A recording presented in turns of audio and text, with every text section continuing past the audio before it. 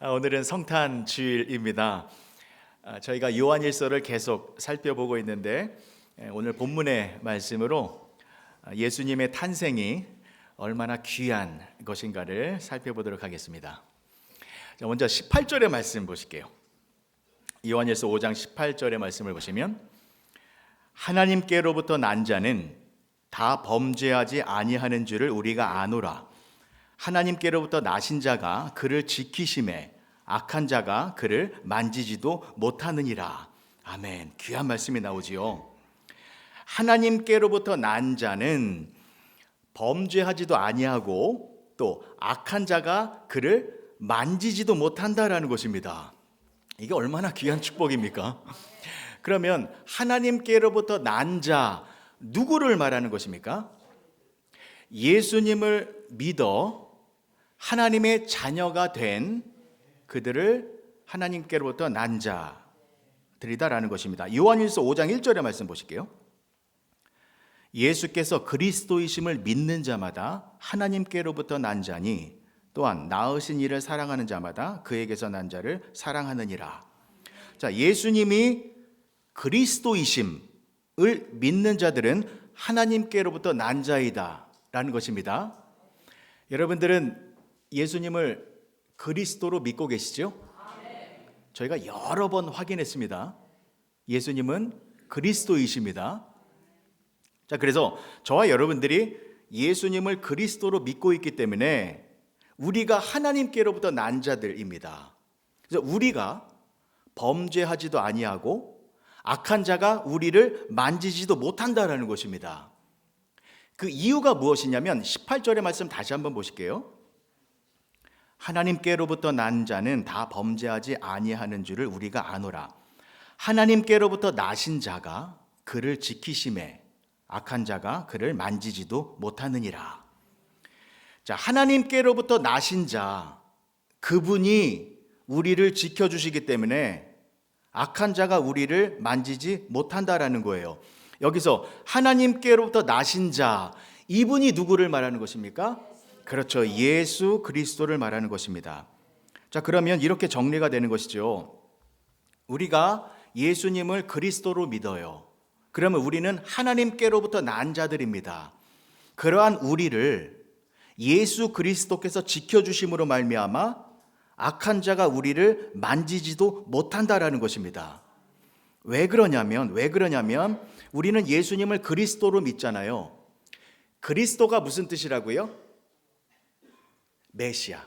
그렇죠? 그리스도는 메시아의 뜻이고 메시아는 기름 부음을 받은 자.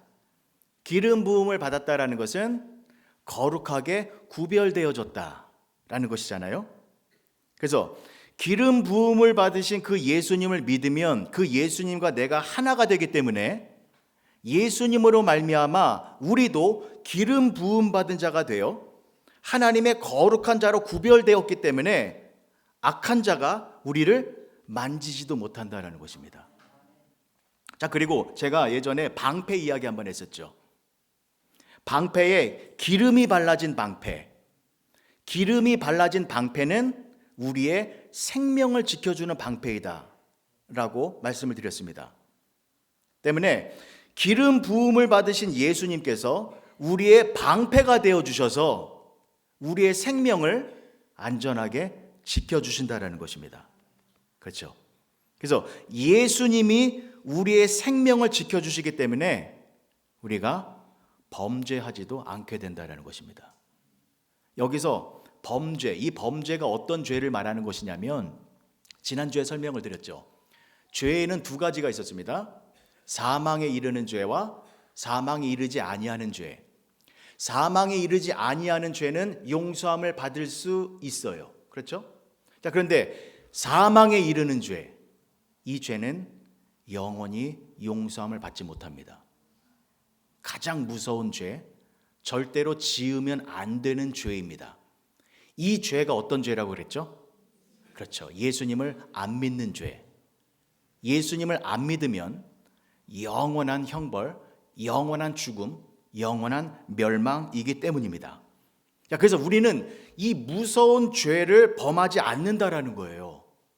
왜냐하면 믿음으로 예수님과 내가 하나가 되었기 때문에 우리는 예수님을 안 믿는 것이 아니라 예수님이 우리와 영원토록 함께하고 계시잖아요.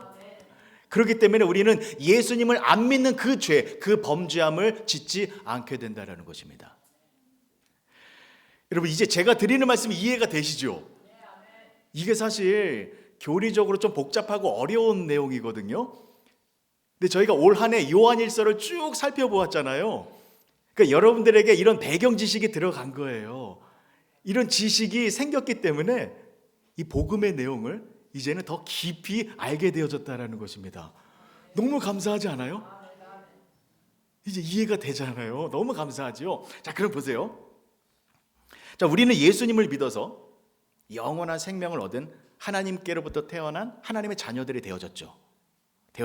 자, 그래서 19절의 말씀 보실게요. 19절의 말씀. 또 아는 것은 우리는 하나님께 속하고 온 세상은 악한 자 안에 처한 것이며. 자, 우리는 예수님을 믿어서 하나님께 속하였다라는 것 알죠. 자, 그리고 또 세상은 여전히 악한 자 안에 처해 있다. 왜냐하면 세상은 예수님을 믿지 않고 거부하고 있기 때문입니다. 여러분, 우리 알고 있잖아요. 예수님을 믿어야 구원을 얻는다라는 것 알고 있잖아요. 예수님을 믿어야 영원한 생명을 얻어 하나님의 자녀가 되어진다라는 것 우리는 알고 있지요. 그런데 세상 사람들은 이 사실을 모르고 있습니다. 왜 예수님을 믿어야 하는지, 왜 예수님만이 유일한 구원의 길인지 여전히 모르고 있습니다. 그럼 여러분, 우리 어떻게 해야 합니까?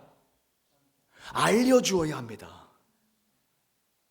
성탄절을 맞이하여 왜 예수님을 믿어야 하는지, 왜 예수님을 믿어야 영원한 생명을 얻게 되는지, 왜 예수님만이 구원의 유일한 길이 되는 것인지 우리가 세상 사람들에게 알려주어야 한다는 것입니다. 자, 그런데 우리가 예수님을 알려주어야 할 가장 중요한 이유가 이거예요. 뭐냐면 20절의 말씀 보시겠습니다. 20절의 말씀. 또 아는 것은 하나님의 아들이 이르러 우리에게 지각을 주사 우리로 참된 자를 알게 하신 것과 또한 우리가 참된 자 곧 그의 아들 예수 그리스도 안에 있는 것이니 그는 참 하나님이시요 영생이시라. 20절의 말씀 후반부에 중요한 게 나와요. 우리가 왜 예수님을 증거해야 하는지 가장 중요한 이유, 그는 참 하나님이시요 영생이시라. 이것 때문입니다. 예수님은 참 하나님이시고 또 영생이십니다. 영원한 생명이세요. 그래서 우리가 예수님을 알려야 한다는 것입니다. 왜요? 우리는 그 사실을 알고 있잖아요. 이 사실을 모르고 있는 세상 사람들에게 이 귀한 사실을 만방에 알려주어야 한다는 것입니다. 여러분, 마태복음에 나와 있는 동방박사 이야기 다 알고 계시죠? 그 이야기 잠깐 하고 넘어가겠습니다. 마태복음 2장 1절에서 12절까지의 말씀이거든요. 좀 길어요. 근데 제가 쭉 한번 봉독해 드리겠습니다. 헤롯 왕 때에 예수께서 유대 베들레헴에서 나심에 동방으로부터 박사들이 예루살렘에 이르러 말하되 유대인의 왕으로 나신 이가 어디 계시냐? 우리가 동방에서 그의 별을 보고 그에게 경배하러 왔노라 하니 헤롯 왕과 온 예루살렘이 듣고 소동한지라.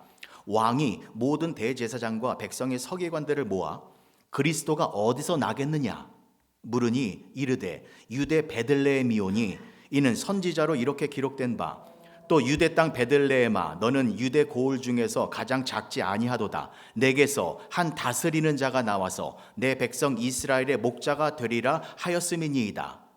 이에 헤롯이 가만히 박사들을 불러 별이 나타난 때를 자세히 묻고 베들레헴으로 보내며 이르되 가서 아기에 대하여 자세히 알아보고 찾거든 그 아기를 찾거든 내게 고하여 나도 가서 그에게 경배하게 하라.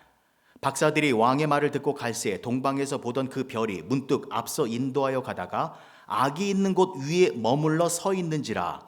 그들이 별을 보고 매우 크게 기뻐하더라. 집에 들어가 아기와 그의 어머니 마리아가 함께 있는 것을 보고 엎드려 아기께 경배하고 보배합을 열어 황금과 유황과 모략을 예물로 드리니라. 그들이 꿈에 헤롯에게로 돌아가지 말라 지시함을 받아 다른 길로 고국에 돌아가니라. 아멘. 다 아시는 이야기죠. 동방박사들, 이 사람들이 누구냐면요, 그 당시에 옛 페르시아 땅, 지금의 이란 땅입니다. 거기서 천문학을 연구하던 학자들이었어요. 그리고 별을 통해 점을 치는 점성술사들이었습니다. 그러나 하층민들이 아니었어요. 그 당시에 고위직에 있었던 상류층의 사람들이었습니다. 자, 그 사람들이 별을 보고 있는데 갑자기 이상한 별이 나타났지요. 물론 하나님이 보내신 별입니다. 그 별을 따라 예루살렘까지 온 것입니다. 자, 보세요. 이 동방박사들 유대인이 아닙니다. 기독교인도 아니에요. 이방 사람, 하나님을 모르는 사람, 성경을 모르는 사람, 메시아이신 예수님을 기다리지 않고 있던 사람들이었습니다. 그러니까 여러분, 이 동방박사들은 세상 사람들을 상징하는 인물들입니다. 진리를 알고자 했지만 올바른 방법이 아니라 별을 보고 진리를 알려고 했던 헛된 방법에 사로잡혀 있었던 사람들, 구원의 길, 생명의 길을 찾고자 했지만 엉뚱한 곳에서 그 길을 찾고자 했었던 사람들입니다. 자, 그 사람들에게 하나님께서 일방적으로 별을 비추어 주셨고 그 별을 통하여 동방박사들을 예루살렘까지 인도했고, 그리고 드디어 누구를 만나게 했습니까? 예수님을 만나게 했습니다. 자, 그러니까 어디로 가야 할지 모르는 사람들, 어디로 가야 참다운 행복과 진리가 있는지 모르고 방황하는 사람들, 그러한 세상 사람들에게 별이 나타났고 그 별을 따라가니 구원의 길, 진리의 길, 생명의 길이신 예수님을 만나게 되었다라는 것입니다. 그러면 여러분, 이것은 무엇을 말하는 것입니까? 오늘날 이 시대에도 별이 필요하다라는 것입니다. 여러분, 오늘날 우리가 살아가고 있는 이 세상은 얼마나 어수선합니까? 세상이 너무 빠르게 변하고 있죠. 이 세상이 앞으로 어떻게 변할지 아무도 모릅니다. 4차 산업혁명이 일어나면 세상이 어떻게 변화될지, 기계와 인간이 어떻게 공존하며 살아갈지 아무도 몰라요. 지금 무엇을 준비해 놔야 미래의 시간 속에서 행복하게 살아갈 수 있을지 아무도 모릅니다. 대통령이 알 수 있을까요? 재벌가가 알 수 있을까요? 학자들이 알 수 있을까요? 그러면 교회에서는 답을 찾을 수 있을까요? 지금 교회도 어수선하잖아요. 동성연애를 찬성해야 하나 반대해야 되나? 여성분들에게 목사 안수를 줘야 되나 말아야 되나? 교회도 우왕좌왕하고 있습니다. 그러면 목사님들은 해답을 줄 수 있을까요? 목사님들이 매주 강단에서 설교를 하고 있습니다만 점점 젊은이들이 교회를 빠져나가고 있고 점점 교회가 힘을 잃어가고 있습니다. 이 상황에서 어떻게 해야 교회가 다시 이 사회에 선한 영향력을 끼치고 어떻게 해야 교회가 다시 부흥의 시기를 맞이할 수 있을지 모르겠습니다. 몰라요. 여러분, 그래서 오늘날 이 시대에 우리들에게 필요한 것은 별입니다. 아무것도 할 수 없어서, 도대체 답을 찾을 수가 없어서, 길을 찾을 수 없어서 그냥 멍하니 하늘만 쳐다볼 수밖에 없는 우리들에게 동방박사들을 예수님께로 인도했던 그 별이 필요하다라는 것입니다. 그렇다면 여러분, 이 별은 무엇일까요? 저는 이 별은 성령 하나님이라고 확신합니다. 성령 하나님만이 우리를 예수님께로 인도하기 때문입니다. 성령님만이 우리의 별이 되시어 예수님께로 인도해 주시는 것입니다. 그래서 성령님이 우리와 함께 하시면 우리는 예수님을 만나게 되는 것이고, 성령님이 우리와 함께 하시면 우리는 진리 가운데로 나아가는 것이고, 성령님이 우리와 함께 하시면 우리는 예수님과 동행하게 된다는 것입니다. 그래서 여러분, 오늘날 이 시대에 우리들에게 필요한 것은요, 유명한 목사님이 아닙니다. 오래된 교단도 아닙니다. 전통 있는 교회도 아닙니다. 성령 하나님의 영이 우리 가운데 충만하게 역사하셔서 우리를 예수님께로 인도하는 것, 이것이 우리들에게 가장 필요한 것이다라는 것입니다. 성령님만이 우리를 예수님께로 인도해 주십니다. 그래서 우리 크랜셔 장로교회가 매주 주일날 여기서 예배드리고 있습니다. 그리고 우리가 만나서 뜨겁게 기도하고 있습니다. 그러나 우리가 예배드리고 기도하는 목적은 성령 하나님이 우리의 별이 되어 주셔서 우리를 예수님께로만 인도하여 주시옵소서. 다른 길로 가지 못하게, 세상 길로 빠지지 못하게, 우리가 그 별 성령 하나님만을 바라보고 오직 예수님께로만 인도되어지고 예수님과 함께 살아가는 그 자리에만 머물게 하여 주시옵소서. 이것이 우리의 예배와 기도의 목적이 되어야 한다는 것입니다.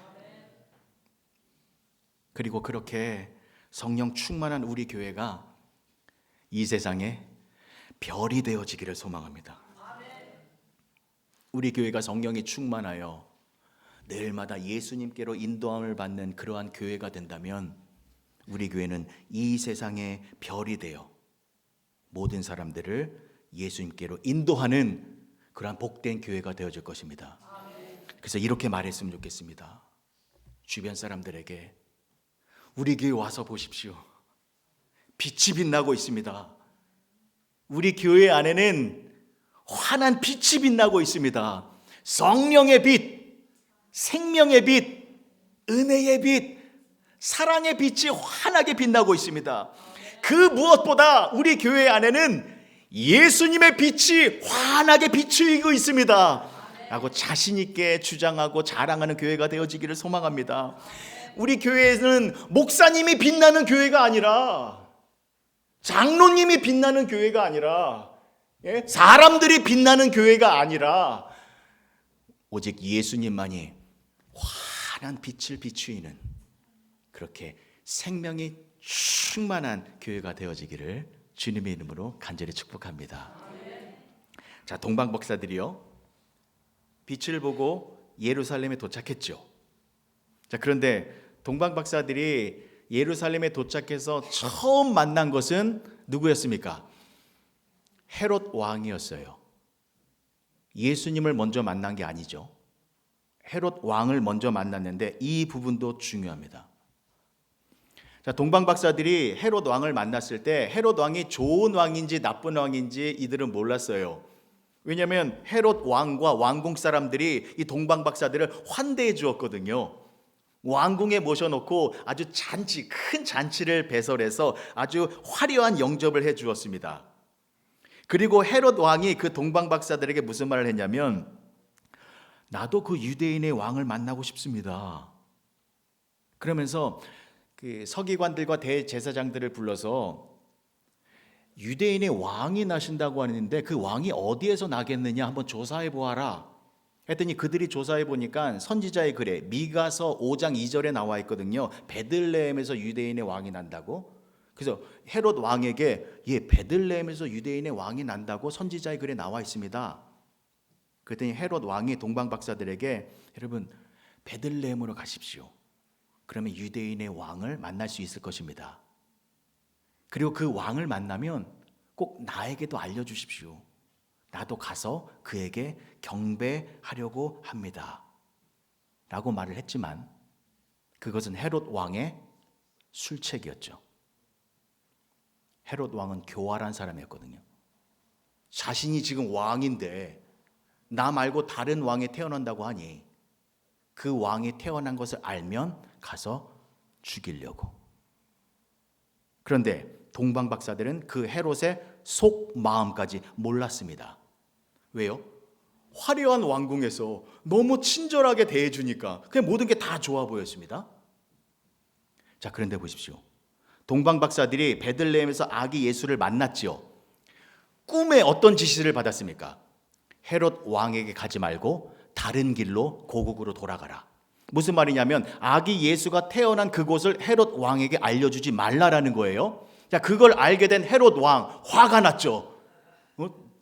동방 박사들이 자신을 속였다라는 것을 알고 무슨 짓을 저질렀습니까? 동방 박사들이 그 별을 봤을 그때를 기준으로 해서 베들레헴에 2살 밑에 아이들을, 남자아이들을 다 죽여버렸잖아요. 끔찍한 일이 벌어졌습니다.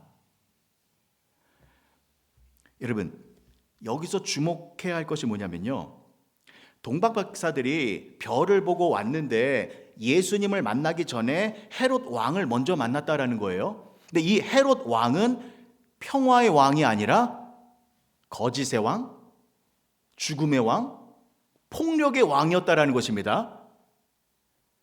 자, 이게 무엇을 말하는 것이냐면, 여러분, 별을 보고 따라간다라는 것은요, 우리의 신앙생활을 말하는 것입니다. 우리가 하나님의 인도하심을 따라가고 있잖아요. 근데 우리가 하나님의 인도하심을 따라가면 우리들이 먼저 경험하게 되는 것은 이 세상입니다. 헤롯 왕과 같은 이 세상을 우리가 먼저 경험해요. 근데 이 세상은 어떻습니까? 헤롯 왕처럼 겉으로 보기에는 화려하죠. 웅장하죠. 그러나 그 속에는 죽음과 저주와 멸망이 가득하다는 것입니다. 여러분 보세요. 여러분, 만약에 동방 박사들이 헤롯 왕궁에 딱 도착을 했어요. 너무 웅장하고 화려해요. 그리고 헤롯 왕을 보니까 힘을 가지고 있어요. 권력과 권세를 가지고 있어요. 그리고 그 헤롯 왕이 나에게 친절을 베풀어 주고 있어요. 그래서 동방 박사들이 왕이시여, 우리가 별을 보고 유대인의 왕을 만나려고 여기까지 왔는데 여기 와서 보니 헤롯 왕, 당신이 유대인의 왕이시군요 라고 하며 거기에 머물러 있었다면 가짜 왕을 만나게 되는 거죠. 가짜를 만나게 되는 거죠. 그래서 우리도 조심해야 한다는 것입니다. 하나님의 인도하심을 따라 신앙생활을 하게 될 때에 우리도 이 세상을 지나가게 되는데, 우리가 경험하게 되는 이 세상은 헤롯 왕처럼 우리를 화려하게 유혹합니다. 권세, 명예, 출세, 성공, 부귀영화 다 줄 수 있을 것처럼 유혹합니다. 그러면서 우리가 신앙생활할 때 내가 신앙생활 열심히 하면 이 화려한 곳에 정착할 수 있겠구나. 예수님 잘 믿으면 내가 돈도 잘 벌게 될 것이고, 예수님 잘 믿으면 내 사업도 잘 될 것이고, 건강도 회복될 것이고, 내 자녀들도 출세하겠구나 라고 하며 이 세상을 목적지로 삼으면 안 된다라는 것입니다. 그러면 가짜 왕 만나게 된다라는 거예요. 이게 우습게 들을 내용이 아닙니다. 왜냐하면 우리가 이런 경우가 있거든요. 정말 하나님의 은혜로 건강이 회복되어질 때 있어요. 그렇죠? 하나님의 은혜로 내 사업이 잘 될 때도 있어요. 정말 하나님의 은혜로 내 자녀들이 출세하는 경우가 있어요. 근데 그 모습을 보고 하나님 감사합니다 하면서 그 자리에만 계속 머물러서 그 세상에서 주는 것이 이게 너무 좋아서 이것만 소중하게 감싸 안고 있으면 안 된다라는 것입니다. 왜요? 세상이 주는 것은 생명이 없는 것들이에요. 이것을 보물처럼 여겨서 끌어안고 있으면 결국에는 생명이 없는 이 세상과 함께 나도 멸망하게 된다라는 것입니다. 때문에 그 자리에서 벗어나야 한다라는 거예요. 자, 마지막입니다. 동방 박사들을 보십시오. 동방 박사들이 헤롯 왕의 그 화려한 왕궁을 떠났습니다.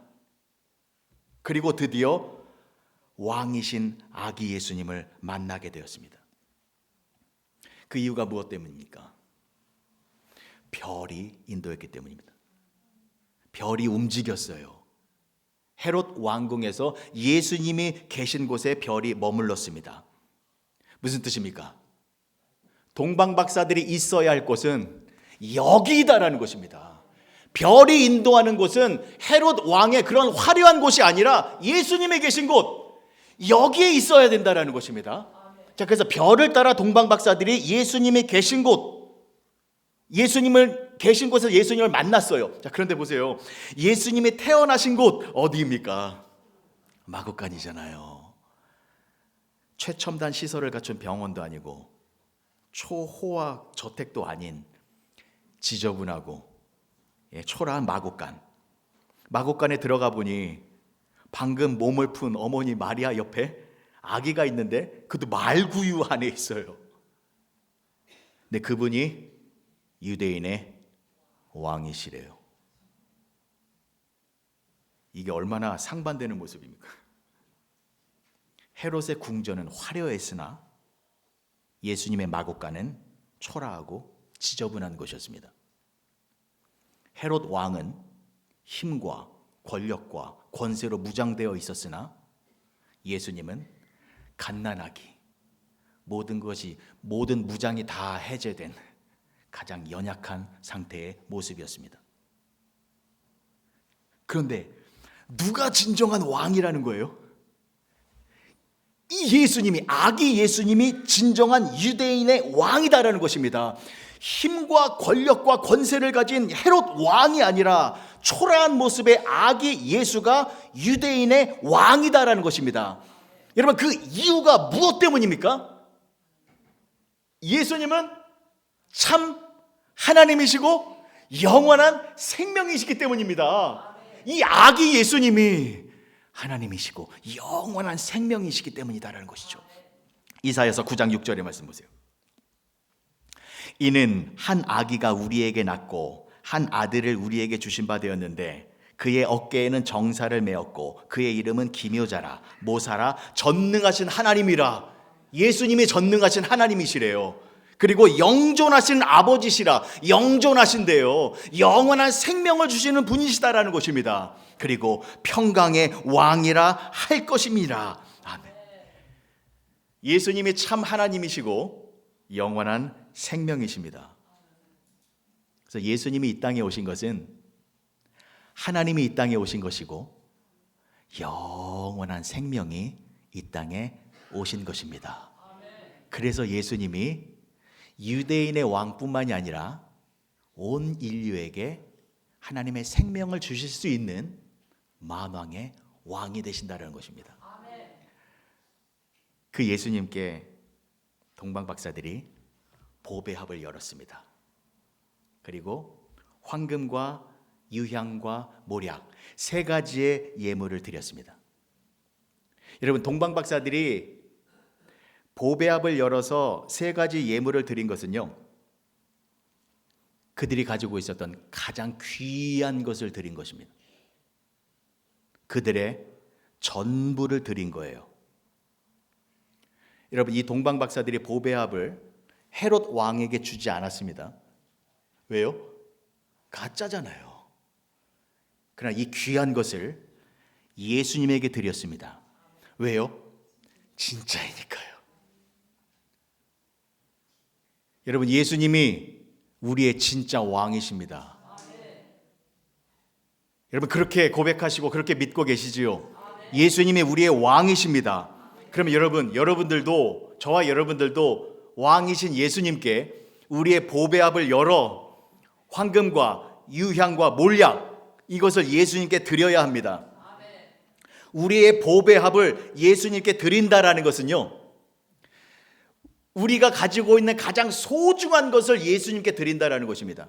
아니요, 조금 더요. 우리의 전부, 우리가 가지고 있는 모든 것 전부를 예수님께 다 드린다라는 것입니다. 드리십시오, 예수님께 여러분들의 모든 것을. 아멘이 안 나올 줄 알았습니다. 내가 어떻게 다 드려 이거를. 예수님께 나의 모든 것을 다 드린다라는 것이 무슨 뜻입니까? 전 재산을 다 팔아서 드려야 되나? 내 집을 팔아서 드리면 될까? 돌반지, 금귀걸이, 금목걸이 다 팔아서 헌금으로 드리면 되는 건가? 그런 거 아니잖아요.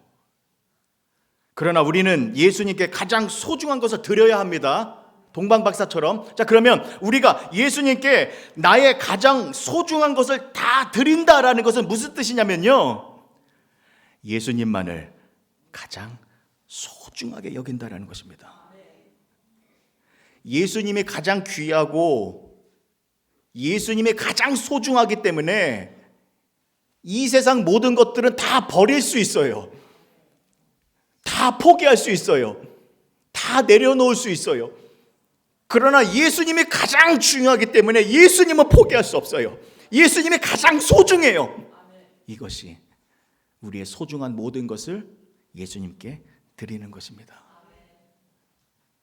여러분, 성탄절을 맞이하여서 예수님을 소중하게 생각하시기 바랍니다. 제가 지난번에 말씀드렸듯이 예수님은 만왕의 왕 하나님이시잖아요. 근데 그 만왕의 왕이신 하나님이 이 땅에 오실 때에 왜 갓난아기의 모습으로 오셨을까요?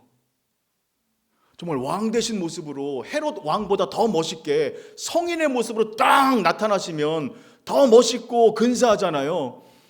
그런데 왜 갓 태어난 아기의 모습으로 나오신 것일까요? 여러분, 갓 태어난 아기를 보면 여러분들 어떤 행동이 나와요? 너무 소중해서 귀하게 끌어안잖아요.